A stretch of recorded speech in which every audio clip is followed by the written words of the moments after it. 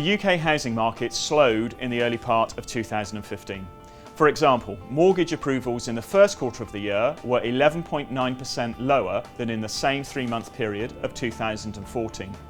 The nationwide house price index supports this view, indicating that in the 9 months to the end of April this year, UK house prices rose by a total of just 2.2%.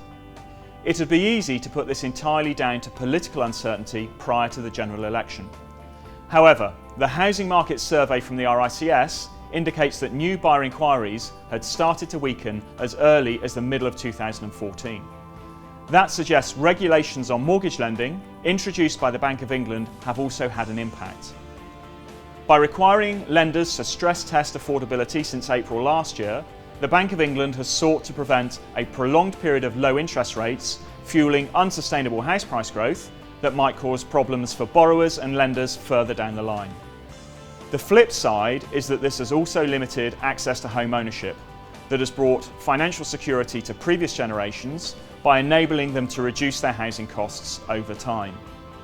This is something that has served the baby boomer generation well. Our analysis shows that average annual housing costs, where the householder is aged 65 or over, average just £2,000 per year across England and Wales. For those between the ages of 50 and 65, that cost averages £4,400 per year. By contrast, the average for households under the age of 35 is just shy of £8,900, with rents paid to private landlords making up 57% of this sum.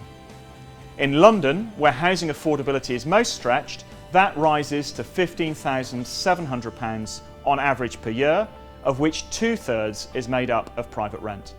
These figures should be a reminder to policymakers that there are major structural issues in the housing market that cannot be ignored. A widening gap between different generations and regional differences that are no longer confined to a simple north-south divide, given the extent to which the London market has become dislocated from the rest of the country. They will affect where people are able or choose to live, how often they move, how far they commute, and their propensity to downsize in retirement. Of course, none of this seems likely to dampen the nation's obsession with house prices. As things stand, the medium-term capacity for house price growth has increased, as interest rate rise expectations have softened. However, while greater political certainty provides a platform for that growth, the extent to which it is realisable is likely to be constrained, to a degree at least, by the mortgage regulation already imposed. For more information on our forecasts and the drivers of regional house price growth, please have a look at the articles in our latest residential property focus.